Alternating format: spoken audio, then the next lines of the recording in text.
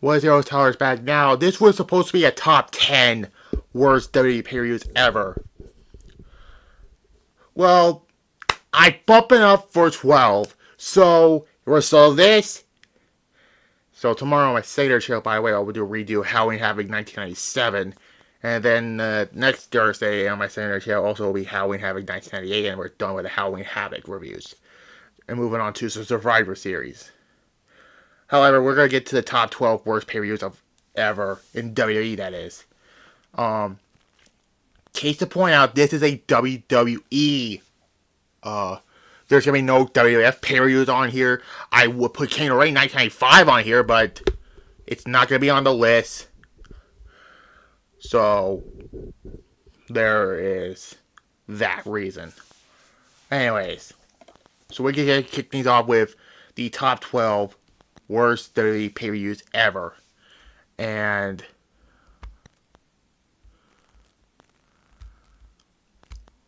let's get on to it. So let's start off with number 12. SummerSlam 2004. Let's be perfectly clear here. This is probably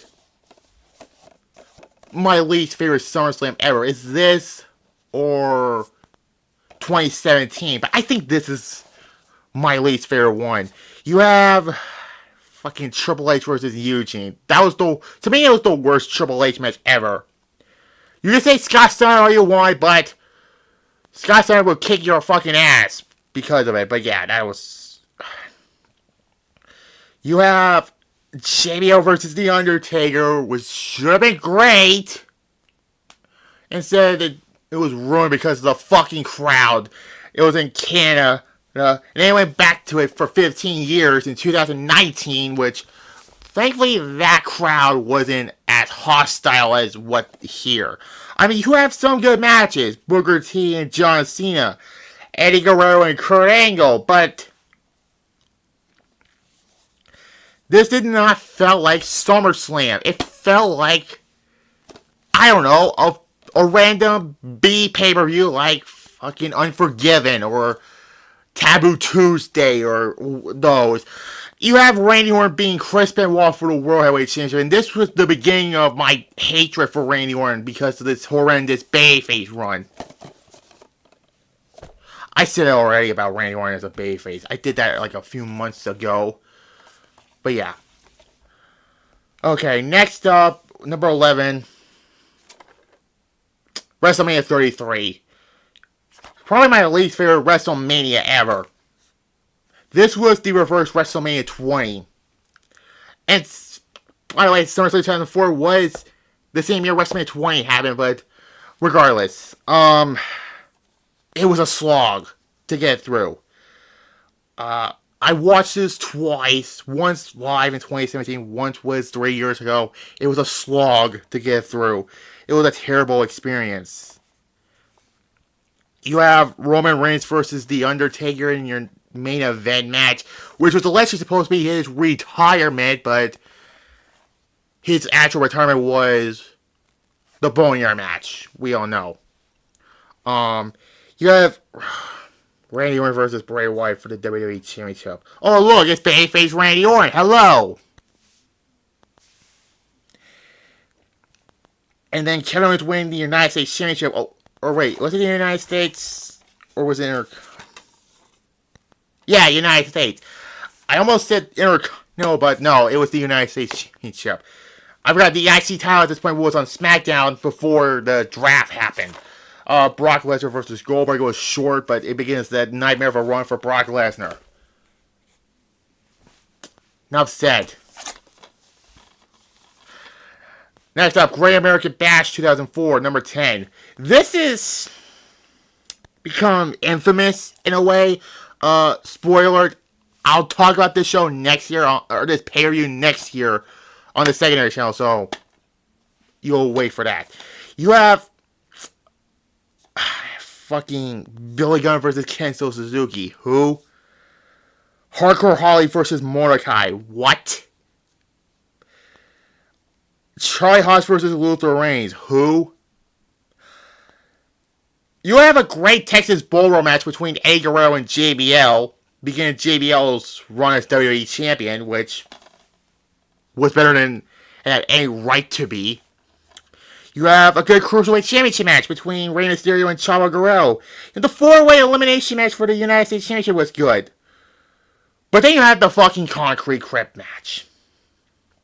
Which, in a way, this kind of wiped Paul Bearer out for 6 years. And yeah, Great American Bash 2004. It's infamous in a way. It's not as terrible as the next ones we're going to talk about. I mean, the first three, they're not terrible in a way. They're just bad in a way, but regardless, let's get to number 9. Over the Limit 2012, aka Shitty Name. I already did this on my secondary channel, by the way. In June, that is. Where do I fucking begin with this pay-per-view? John Cena versus John Laurinaitis. Might be one of the worst John Cena matches ever. And I'm not saying this funnily. This was his worst match he ever had. Your fucking World Heavyweight Championship match between Sheamus, Jericho, Randy Orton, and Del Rio, the biggest piece of shit in wrestling. And they don't show the other matches on the back because I guess they're filler matches. But I already mentioned about this pay-per-view already. You had CM Punk versus Daniel Bryan, the most overrated match ever. I mean, it was a great match, but to me, it's really fucking overrated. So yeah, Over the Limit 2012. Never want to see it in Over the Limit ever again. Like, yeah. Speaking of shitty pay-per-views, number, where are we at? 8. Hell in a Cell 2010. I should put all the Hell in a Cell pay-per-views on here, but I'm only going to stick with one. Now, 2016 and 2017 are the better ones. They're not great. They're good in a way. 2020, I don't remember what happened on this show. It was pandemic era, but I have one show from that era. You can tell it spells with an E and ends in an R. To me, this was one of the beginning of when Hell in a Cell becomes the match type that is a down, not what it used to be. I mean, Randy Orton versus Sheamus. Oh, it's babyface Randy Orton. Yeah. Way better as a fucking heel, in my opinion. You have John Cena versus Wade Barrett, and this was when John Cena was forced to join the Nexus because he lost the match. You have a submissions count anywhere match. Again, I did this in my final review of every pay-per-view of a year. Mercifully, because I was done with the year in reviews when we get to 2010, because 2010 is one of the worst years in WWE. This, 2019, and I should put, if I'd done this list, I should have put one 2019 pay-per-view on here, but whatever. I'm not going to do this again. These are my opinions, because I had to put, by the way, I have some ones that I will mention that's Clash of Champions 2019, because that show sucked. But yeah, you got Kane versus The Undertaker in a Hell in a Cell match, which has the return of Paul Bearer, which led to Paul Bearer betraying The Undertaker for the second time. That was not a good match either. And yeah, Edge versus Jack Swagger. How dare you, Edge, to sell your soul to fucking AEW. We're not going to talk about AEW anymore, okay? Yeah, Hell in a Cell 2010 is a dud. To me, it's one of the worst pay-per-views ever. But regardless, Hell in a Cell 2010 sucked. Now we're on, hold on, 12, 11, 10, 9, 8. Okay, number 7. 7, yeah. Survivor Series 2021. It's fucking brand warfare. Let's fingers crossed we don't get this year again. Like last year, we didn't get that. We get the War Games. But yeah. This was, again, a slog to get through. You have one great match. Becky Lynch versus Charlotte. I felt that should have been the main event, because you ended with Roman Reigns versus Big E in a champion versus champion match. No, this match was boring. Because it's so sloggy and went too long. You have a, what the fuck kind of battle royal was that? None of the elimination matches were great anyways. The Women's I think it was the worst one. Yes. This was the last time we're going to get Brand Warfare for our Survivor Series. Hopefully. We still could do the War Games for Survivor Series. Speaking of Survivor Series.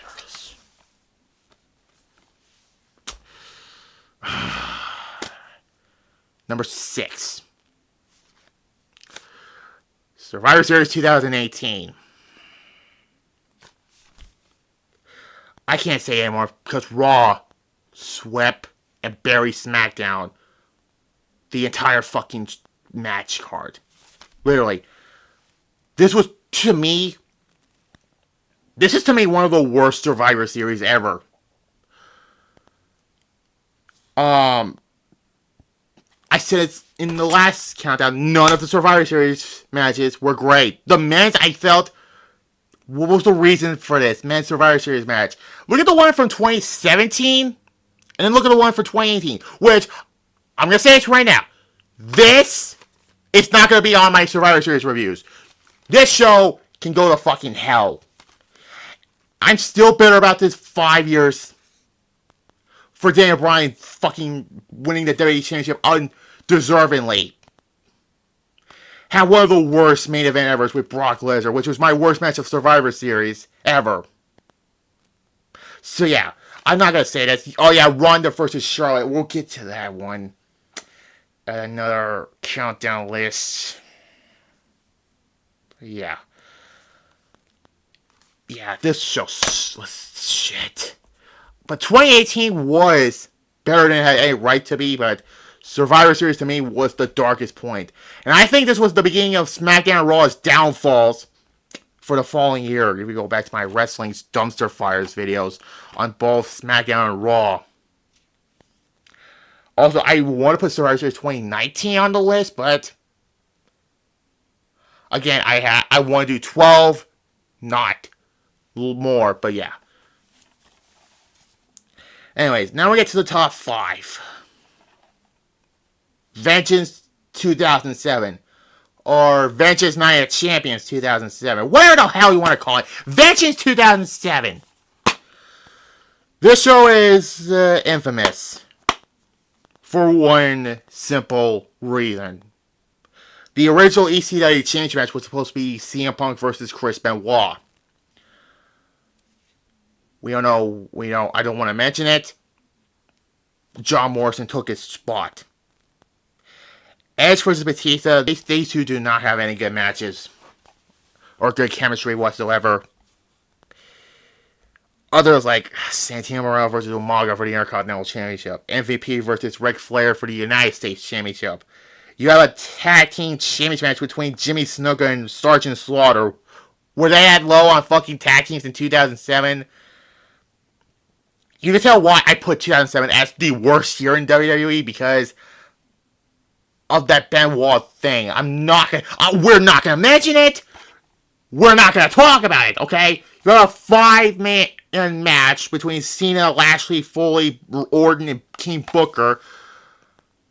But I have to put Vengeance 2007 as number 5. And this is the rare blockbuster edition, by the way.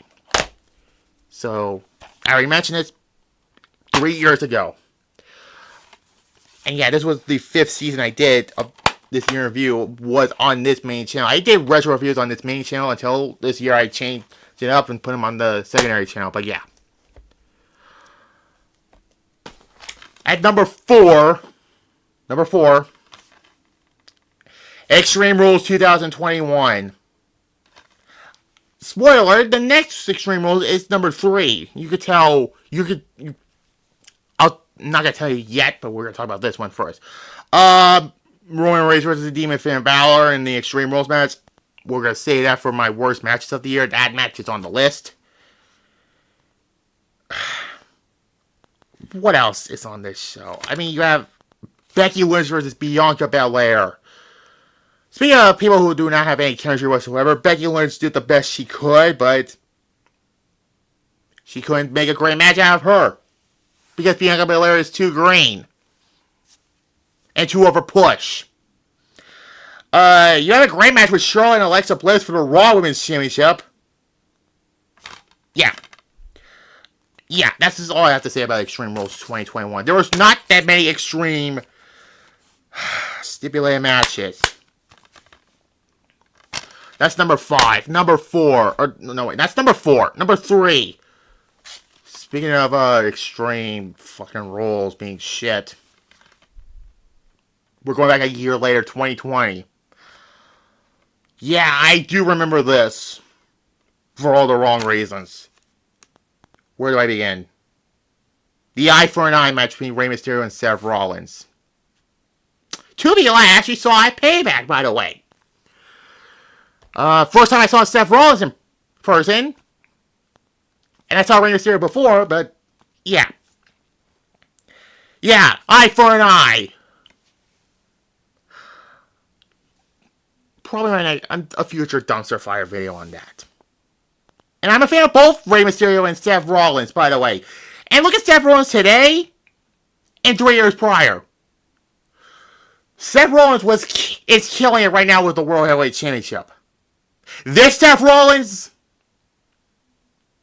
I don't want to talk about it. I did a Wrestling Dumpster Fires video on Seth's awful 2019. You have one of the worst Raw Women's Championship matches with Asuka and Sasha Banks. Had one of the worst endings to a title match ever. It rivals Starrcade 98 with Kevin Nash and Goldberg. I don't want to talk about Starrcade 98 again, but I'm going to have to by December.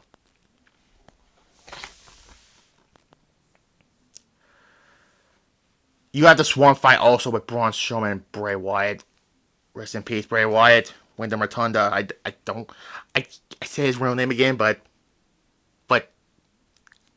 I know what that is, but yeah. And Drew McIntyre versus Dolph Ziggler. Thank God he's released from WWE. We get to number 2. I don't want to talk about it. I don't want to fucking talk about it, but I have to. Backlash 2022.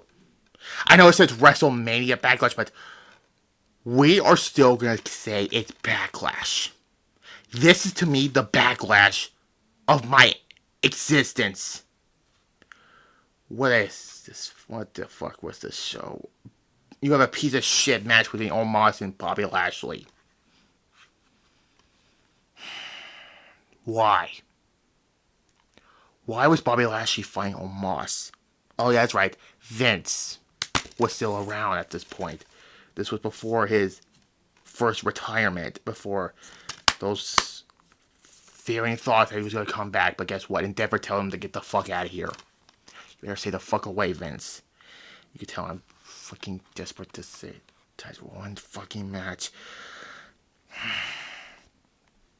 You have a 6-man tag team match in your fucking main event. A 6-man tag team match in your fucking main event. That's a Raw main event match.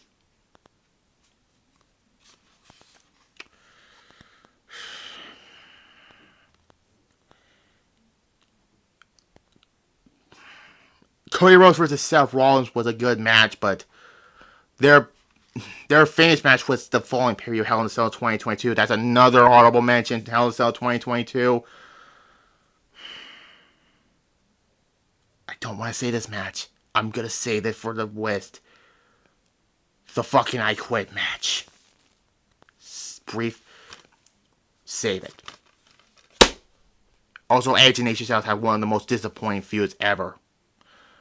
I was so excited to have a freaking match between the two. And then it turned into garbage of Edge turning heel and the birth of the Judgment Day. So yeah.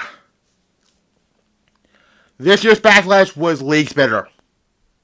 Even though it wasn't that great, but we'll talk about when I get to the list of all the WWE pay-per-views and the Saudi shows. By the way, there are no Saudi shows on this list. So you're going to expect Crown Shit 2018 to be number 1. Newsflash, it's not a pay-per-view. It's a Saudi show. No Saudi shows are not on this list. But what could be worse? 3 simple fuck yous. ECW December 2nd member. Yes, this is a WWE ECW pay-per-view, but it counts. We're gonna mention this again. Not this December, next December, because I am not going back to this disaster of a pay-per-view. This show was a fucking disaster. You had 2 advertised matches on the back, and the others are on the insert. Back when they used to do those. Let me read off these matches. I mean, you have the best match, the Hardy Boys versus Eminem.